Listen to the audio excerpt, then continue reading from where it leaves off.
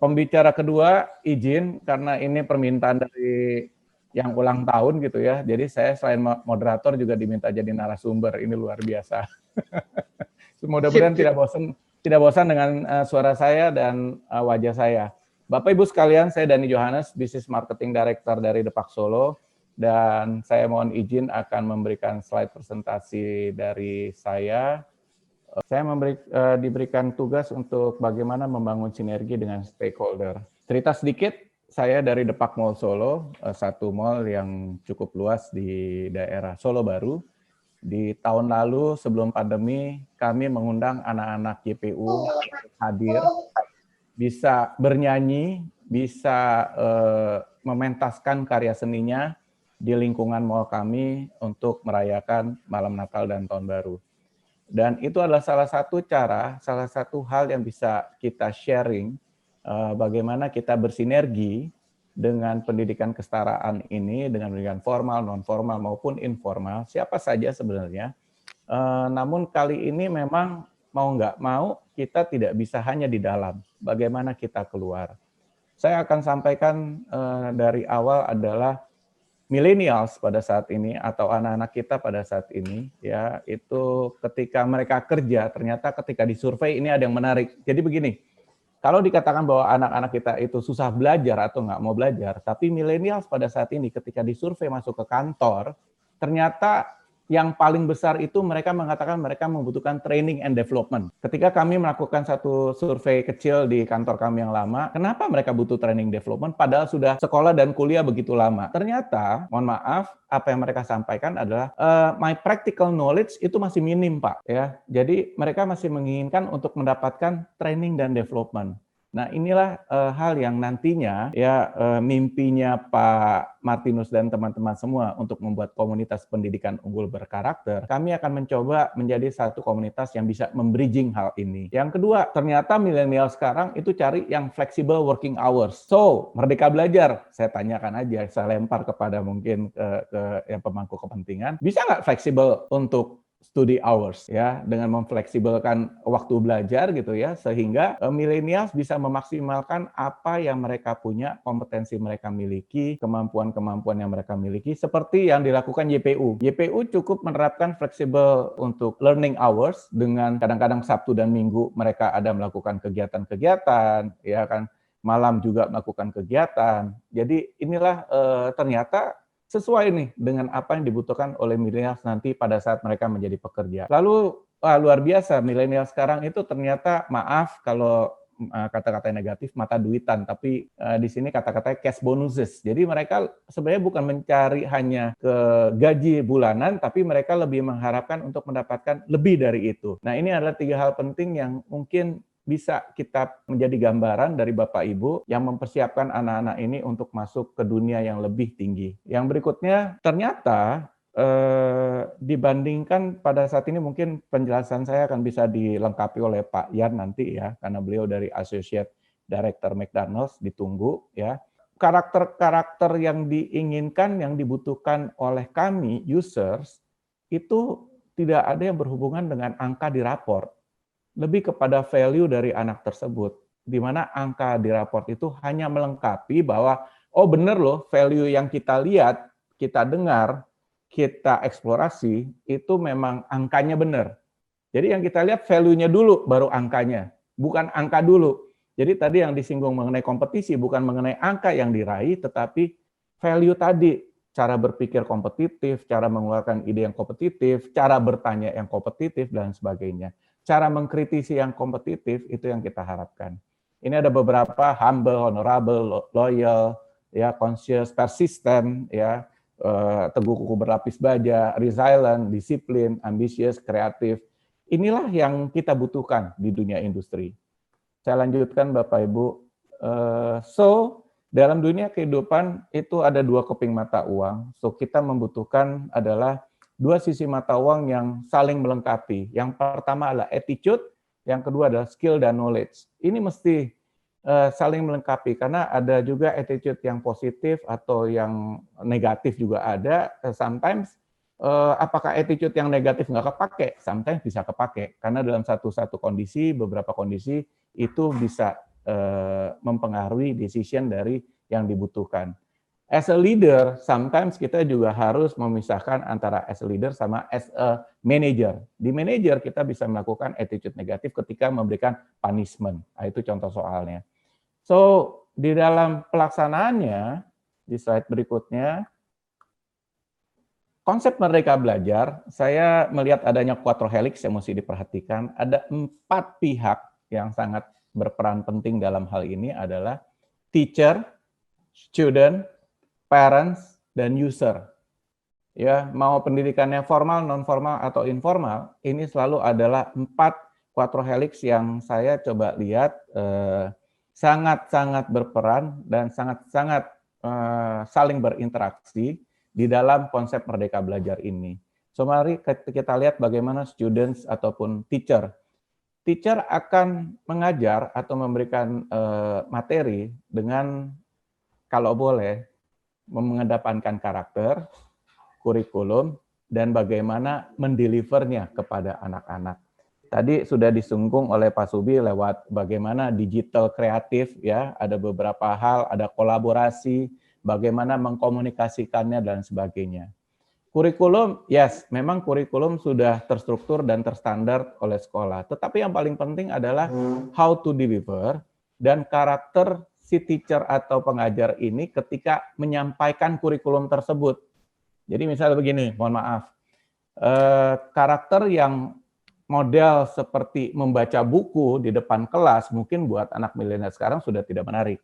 Teacher sekarang harus bisa menguasai drama Korea apa sih yang lagi rame, bagaimana kata-kata milenial seperti bucin, ya, terus juga slow, Wallace dan sebagainya, itu juga mesti. Jadi seorang yang memberikan pendidikan itu atau pengajar ini harus mengikuti atau bisa melihat karakter-karakter dari anak ini sehingga punya karakter yang sama dengan mereka ketika mendeliver message atau kurikulum tersebut atau materi tersebut. Yang berikutnya dari student. Students ini akan didorong untuk punya attitude yang bagus. Nomor 1, attitude-nya dulu yang bagus.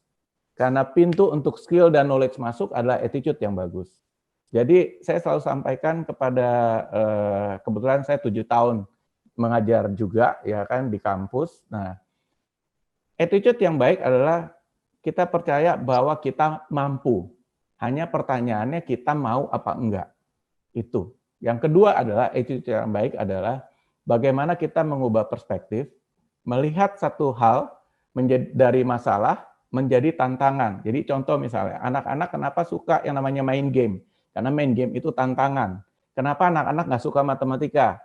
Matematika itu masalah. Coba dibuat matematika itu jadi tantangan. Nah, tantangan untuk membuat matematika jadi tantangan ada di mana? Ada di teacher. Karena apa? Bagaimana menyampaikan pesan-pesan tersebut, bagaimana menyampaikan materi-materi tersebut dalam konteks anak milenial menerima hal tersebut jadi menarik. Sulit, Pak, sulit. Karena butuh waktu untuk menyesuaikan. Dan kebetulan apa yang dilakukan Pak Martinus waktu datang pertama kali pada tahun 2010 kepada saya dengan memaparkan konsep belajar mengajar di YPU, saya cuma satu sampaikan. Pak, this is a good idea. Ini yang dibutuhkan sama industri. Saya nggak bilang bahwa ini yang dibutuhkan untuk kampus. No, saya bilang ini adalah the real world. Inilah the real life. Tapi Bapak tetap butuh legalitas. Jadi Bapak nggak usah peduli, ya. Saya bantu untuk meyakinkan kampus saya menerima lulusan Bapak walaupun paket C. Karena ada beberapa kampus, maaf, pada 10 tahun yang lalu itu paket C itu masih dipandang warga kelas 2. Ya, nggak usah kampus, sekolah pun sama. Lulusan paket B juga ketika mau masuk ke SMA juga itu masih dilihat-lihat dulu, dieksplorasi dulu dan sebagainya. Nah, inilah tantangan 10 tahun yang lalu yang dihadapi YPU. Tetapi ketika di fase pertama, 5 tahun pertama, sudah berhasil mendapatkan pengakuan, luar biasa. Beberapa kampus datang ke YPU mengajak bekerja sama. Ini yang luar biasa. Lalu dari sisi dari sisi user kami, ya, kami melihat mereka ini nanti adalah dari etika kerjanya dulu, dari karakternya dulu, ya. Jadi bagaimana mereka akan bekerja dengan etika yang baik, value yang baik, dan mereka bersikap profesional dalam melakukan pekerjaannya sesuai dengan skill dan knowledge yang dimiliki. Dan ketiga hal ini nggak menutup peran dari orang tua. Ya, karena orang tua biasanya yang dicari adalah sekolah bagus dulu. Ya, tapi saya selalu tanya, definisi sekolah bagus itu apa? Apakah melihat dari rankingnya atau melihat dari values-nya? Tapi banyak orang tua memang masih tadi kompetisi di bidang ranking, perankingan. Ibaratnya, oh anak gua nanti mesti jadi juara 1 dan sebagainya. Mesti ada satu hal yang kita deliver ke orang tua sekarang, ya ini tugasnya apa ya, tugas kita bersama, kalau memang anaknya sekolah berarti tugas dari sekolah, kalau di tempat pendidikan formal atau informal, tugas dari pembimbing dan pengajarnya. Bagaimana menyampaikan hal ini kepada orang tua. Karena maaf kalau Bapak Ibu sampaikan kepada anaknya kepada orang tua nggak mau dengar anak. Nah, kalau misalnya Bapak Ibu sampaikan kepada orang tua, hanya orang tuanya terus ngomong kepada anaknya, anak nggak mau dengar orang tua. Inilah hal yang mesti disiapkan. Jadi, berat nggak kita sebagai stakeholder? Yes, berat. Karena stakeholdernya ada 4 orang ini yang akan mencerdaskan kehidupan bangsa Indonesia menuju generasi emas 2045. So, attitude kita udah tahu apa aja. Ini saya hanya melengkapi ya bagaimana cara berpikir, action, behavior-nya, performance, dan result-nya. Lalu skill lewat belajar, lewat kursus lah, lewat satu pelatihan di rumah, cara bicara, presentasi di JPU itu dilakukan, anak-anak dilatih untuk bisa tampil di depan umum, tidak demam panggung, berani bicara, sangat luar biasa. Saya pernah melakukan tes kepada anak dari Papua datang untuk memperkenalkan diri pada saat pertama kali datang. Setelah 5-6 bulan ketemu, saya tes, dia bukan hanya memperkenalkan diri, tapi dia mempresentasikan dirinya, dia menceritakan dirinya, dan dia menceritakan teman-temannya. Dalam waktu singkat, JPU berhasil untuk mengubah hal yang tidak mungkin menjadi mungkin. Knowledge, yes, ini udah pasti kurikulumnya ada, mata pelajarannya ada, ya kan. Tapi ingat Bapak Ibu, mohon maaf, ini seperti anak-anak kita mendownload aplikasi di handphone. Di handphone begitu banyak aplikasi yang di-download oleh anak-anak, tapi yang dipakai itu hanya 3-5 aplikasi. Ini sesuai survei. Sama juga mata pelajaran yang diberikan begitu banyak dari TK sampai dengan perguruan tinggi. Kita sebut mata kuliah gitu ya. Tapi yang benar-benar dikuasai dan memang benar-benar disukai oleh anak itu maksimal 5. Dan itulah yang paling diingat oleh mereka selamanya. Karena apa? Di dalamnya itu ada kesenangan, di dalamnya itu ada yang namanya tantangan buat mereka, di dalam itu ada experience buat mereka. So mari kita balik lagi kepada tadi di awal dinyatakan bahwa kita mengantarkan anak-anak untuk mencapai cita-cita, mari kita pikirkan bagaimana personalisasinya kepada mereka. Dan ini adalah yang terakhir dari saya. So how to deliver this? Nomor 1, kita mesti punya kasih dulu. Jadi Bapak Ibu kalau boleh tanya pembicara hari ini ataupun mentor-mentor ataupun coach-coach yang ada di JPU, kami bekerja berdasarkan kasih. Kami meluangkan waktu kami, ya ada Kak Roland, ada Kak Enos yang pada waktu malam hari pun ayo kita lakukan, ya kan. Kami lakukan di sela-sela kesibukan kami sebagai profesional dan lain sebagainya. Kami mendengarkan mereka, kami melihat mereka, ya kami mencoba mengarahkan mereka menjadi yang lebih baik dan benar. Di dalamnya ada apa? Ada emotion yang harus kita bangun, ada experience yang mesti kita bangun. Kita eksplorasi sama-sama, ya, kita eksplorasi sama-sama bagaimana menyampaikan satu hal kepada anak-anak ini. Misalnya yang paling sepele aja, misalnya contoh kita menceritakan mengenai bagaimana sih yang namanya beras di nasi di atas meja itu bisa melalui satu proses, ya, dikarenakan harus ditanam lalui padi di sawah dan sebagainya. Bukan mengenai kata-kata zaman dulu ya, jangan buang nasi, nanti petaninya nangis. Nah, itu kan satu hal yang anak milenial sekarang akan mengatakan, apa sih? Nah, bagaimana kita mengeksplorasi untuk bisa mendelivernya dengan baik. Lalu suka nggak suka karena kita harus mengenali cita-cita anak-anak kita harus empati. Empati kita harus kenali anak-anak kita harus tahu bagaimana mereka bisa berkembang, apa kesulitan mereka, mari kita eksplorasi sama-sama untuk cari solusinya. Atau kata Pak Subi tadi, menurut Bu Tejo adalah solutif ya. Dan yang kelima, e-collaboration. Nah, suka tadi Pak Subi sudah sampai bagaimana digital ini ada negatifnya nggak? Ada. Ada positifnya nggak? Banyak. Tapi ketika banyak positifnya ini yang kita tidak sadari. Karena kita belum gampang lah. Contoh misalnya ketika kita download satu aplikasi ditanya, tolong terms and condition dibaca gitu ya, ditik terus agree. Kita nggak baca, kita cuma agree aja. Nah, itulah hal-hal yang penting ketika kita mencoba membangun pendidikan kesetaraan ini. Dan ini yang paling penting. Mari kita tanyakan kepada anak-anak kita ketika lulus nanti, apakah Anda lulus bahagia? Bahagia. Tapi yang paling penting adalah bagaimana membuat mereka sukacita. Sehingga mereka menganggap bahwa pendidikan yang mereka dapat selama ini dari TK, baik dari orang tua, TK, SD, SMP, dan SMA, maupun perguruan tinggi, itu memberikan mereka adalah sukacita.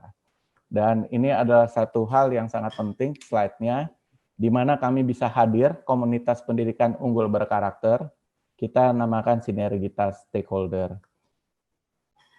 Sinergi ini kita akan coba buat, mudah-mudahan ini yang bisa diakomodir oleh Pak Martin karena beliau yang sangat luar biasa ide-idenya untuk membangun kecerdasan kehidupan bangsa anak-anak di tanah air, terutama anak-anak yang memang membutuhkan bantuan dari kita. Ada 4 hal yang saya pikirkan, adalah yang pertama sharing needs. Kita akan memberikan kepada mereka sharing-sharing yang luar biasa, dan kita juga memberikan yang namanya sharing yang lebih penting adalah sharing motivation, ya, untuk sharing moral kepada mereka.